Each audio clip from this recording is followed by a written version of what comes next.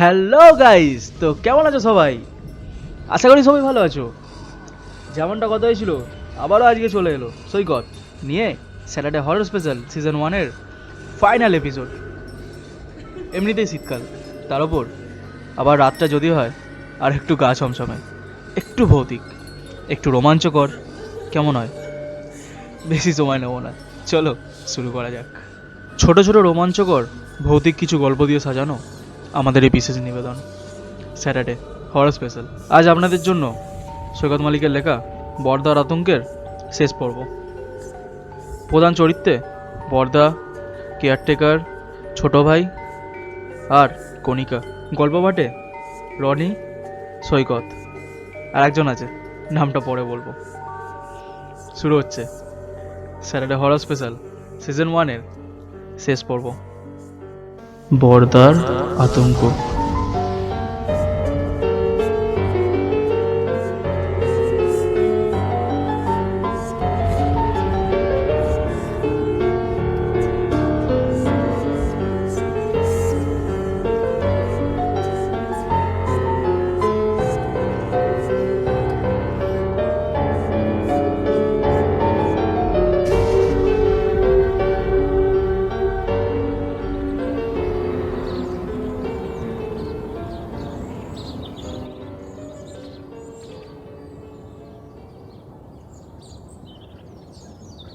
দুপুরে আমার ঘুম ভাঙল বরদার শিউদার শোরগোলে।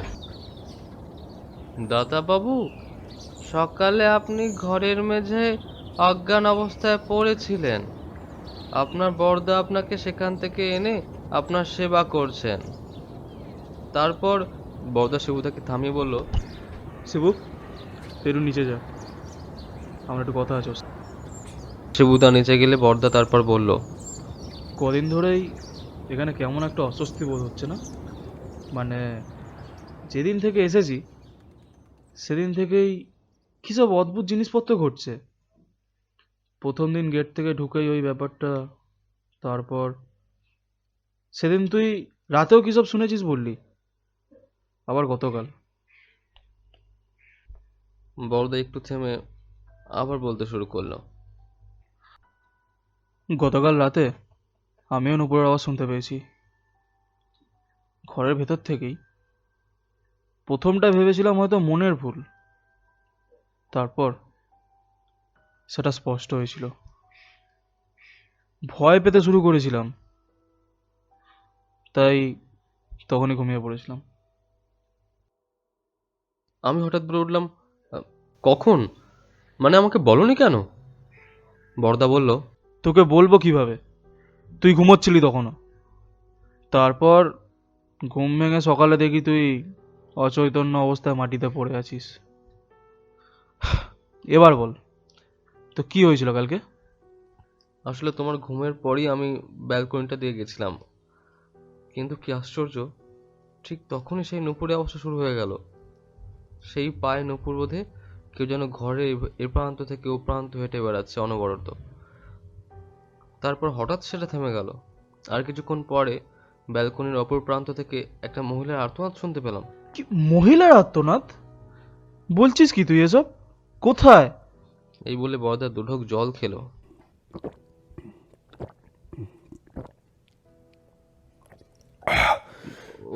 ওই তো ব্যালকনিটার ওপারে কেউ যেন হঠাৎ খুব যন্ত্রণায় ছটফট করে কাঁদছে। আর হ্যাঁ, কি অদ্ভুত একরকম অনুভূতি। কেমন অনুভূতি? আমি খুব ভালোই বুঝতে পারছিলাম বরদার ওই সাদামাটা মুখে আতঙ্কের ছাপ, কারণ মিনিট দুই আগে গলা ভেজানোর পরও বরদা ঢোক গিলে যাচ্ছে আর গলা খাকাচ্ছে। তারপর আমি বলতে গিয়ে বরদার মুখ দেখে ভয় আঁতকে উঠলাম। বরদা, বরদা! বরদা নিজেকে শক্ত করার হাজার চেষ্টা করছে, তাও যেন কোনো অদৃশ্য অশরীরী শক্তি তাকে বশ করার চেষ্টা করছে। তার মধ্যেই হঠাৎ দাদা উঠে দাঁড়িয়ে সজোরে ছিটকে পাশের খাটে গিয়ে পড়ল। আমি যেই না উঠে দেখতে যাব, বরদা বলে উঠল, আজকে রাতের অপেক্ষা করবো না, এক্ষুনি যাব, দেখবো কি আছে ওই ব্যালকনির ওপারে। কিন্তু একটু আগে কি হয়েছিল তোমার? অমন করছিলে কেন? কেন জানি না, খুব খুব অস্বস্তি লাগছিল, যেন গলার ঠিক মাঝ বরাবর কিছু আটকে দাঁড়িয়ে আছে, আর কোনো অদৃশ্য কেউ যেন আমায় জোরে ধাক্কা দিয়ে ফেলে দিল। আমি ঠিক আছি, তুই আমার চিন্তা করিস না, চল ব্যালকনিতে যাবো। ওই দরজার ওপরে সব রহস্য আমি আজ এক্ষুনি ভেদ করব। কিন্তু বড়দা, আমার যে বড্ড খিদে পেয়ে গেছে। তোর খিদেটাও ধন্বন্তরী। এ শিবু, আমাদের খাবারটা ওপরের ঘরে দিয়ে যা। বড়দা বলতে না বলতে শিবুদা দু হাতে দুটো খাবারের থালা নিয়ে সেকেন্ডের মধ্যে চলে এলো। দাদা বাবু, কোথায় রাখবো খাবারগুলো? কি দরজার পাশেই দাঁড়িয়েছিলিস নাকি, যে ডাকলেই উপস্থিত হতে হবে? শিবুদা কোনো কথা বলল না, চুপচাপ টেবিলের উপর খাবারগুলো রেখে দিয়ে চলে গেল। বড়দাও বেশ গম্ভীরভাবে আমাকে বলল, খেয়ে নে তাড়াতাড়ি। সময় নষ্ট না করে আমিও খেতে বসলাম, আর বড়দা খাটে হেলান দিয়ে একটা শিকার ধরালো।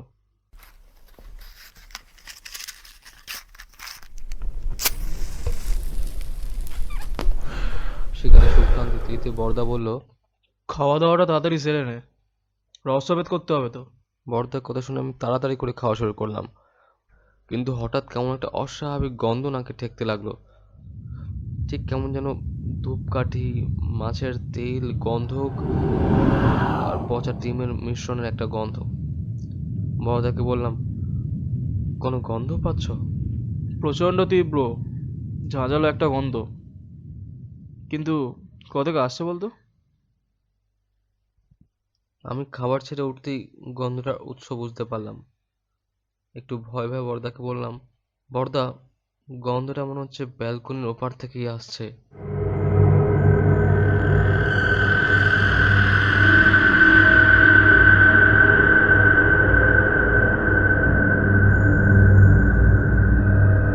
না, আর সময় নষ্ট করা ঠিক হবে না, চল দেখি। বলেই বড়দা এক লাফে খাট থেকে নেমে এসে ব্যালকনির দরজার শিকলটা খুললো, তারপরে দরজা খোলার চেষ্টা করলো। মনে হয় বাইরে দিয়ে শক্ত কিছু আটকানো আছে, দাঁড়া। এই বলে বড়দা দুম করে দরজা একটা লাথি মারলো, কিন্তু কোনো লাভ হলো না। অবশেষে বড়দা হাত দুয়েক দূর থেকে সজোরে একটা ধাক্কা মারতে দরজাটা খুলে গেল। আমি গেলাম, কিন্তু কোথাও তো কিছু নেই। এই দেখ, কে এই মোটা কাঠের অংশটা এই বাইরের ছিটকিনিতে লাগিয়ে রেখেছিল। বাইরে থেকে কে লাগিয়ে রাখবে অযথা? দেখে তো মনে হচ্ছে মাস চারেক আগের, ঘুম ধরে গেছে বলে ভাঙতে পারা গেল। বড়দা কাঠের টুকরোটা ফেলে দিয়ে ব্যালকনির রেলিং এর দিকে গেল। আমি কাঠের টুকরোটা তুলে এপাশ থেকে ওপাশ ঘুরিয়ে দেখলাম। হঠাৎ দেখি বড়দা ধপাস করে পড়ে গেল। বড়দা, বড়দা, কি হয়েছে বড়দা? বড়দার চোখ দুটো বড় বড় করে ব্যালকনি রেলিং এর দিকে নির্দেশ করছে। কিচ্ছু বুঝতে পারছিলাম না। হঠাৎ বড়দা বলল, চল এখান থেকে, আর এক মুহূর্ত নয়, চল চল এক্ষুনি। রেলিংটার কাছে যেতেই দেখি রেলিং এর নিচের একটা অংশে বাঁধা একটা দড়ি। আর একটু কাছে যেতেই আরেকটা জিনিস দেখতে পেলাম, যেটা দেখে আমার পায়ের তলার মাটি সরে গেল।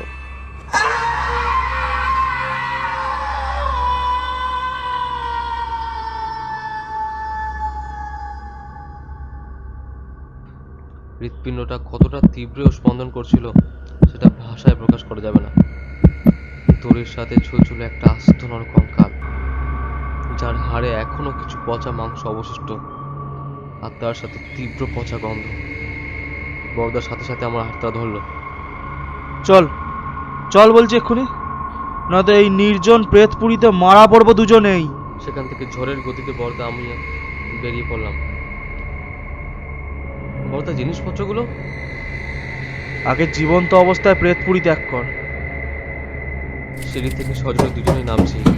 সিঁড়ি থেকে নিচে নামতে নামতে গেটের দিকে এগিয়ে ছোটা শুরু করলাম, বড়দা আর আমি।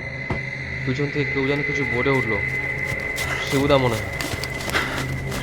সেটা উপেক্ষা করে দুজনেই ছুটতে লাগলাম। ছুটতে লাগলাম অনবরত। ঘন্টা দেড়েক পর যখন স্টেশনে এসে থামলাম, জিনিসপত্র সব ওইখানেই ফরেস্ট বাংলোতেই পড়ে রয়েছে। দিনের শেষে ট্রেন এসে থামলো স্টেশনে। বড়দা একজনকে যখন জিজ্ঞাসাবাদে ব্যস্ত এই ট্রেন আমাদের গন্তব্যে পৌঁছাবে কিনা, বড়দা এসে বলল, চল, এটাই শেষ ট্রেন, উঠে পড়ি। ট্রেন প্রায় ফাঁকা। একটা জানলার ধারে বসলাম আমি আর বড়দা। বড়দা হঠাৎ বুক পকেটে হাত দিয়েই দেখে একটা চিঠি। এটা সেই চিঠিটা না শিবুদা পাঠিয়েছিল? বড়দা চিঠিটা বের করে আবার পড়া শুরু করলো।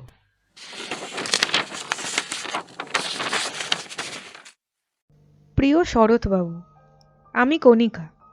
শেষ কিছুদিন ধরে এখানে ডাকাতের খুব উপদ্রব বেড়েছে এবং বাংলোটা এতটাই নির্জন এলাকাতে যে বিপদে আপদে কেউ এগিয়ে আসারও নেই।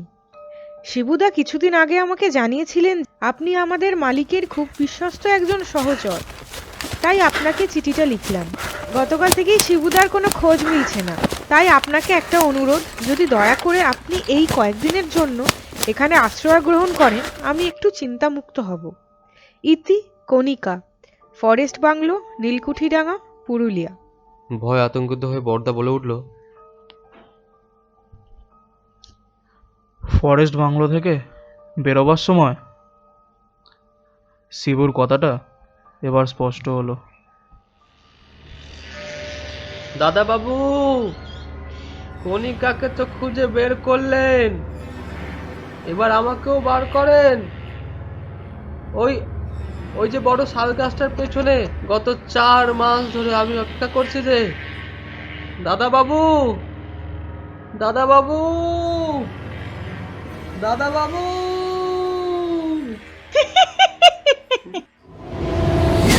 এখানেই শেষ করা হলো আমাদের স্যাটারডে হরর স্পেশাল সিজন 1-এর বর্দার আতঙ্ক।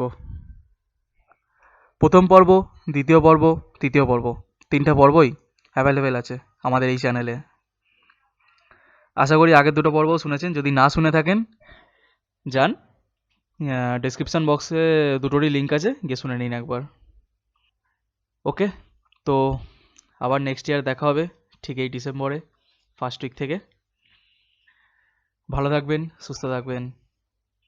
Happy new year advance.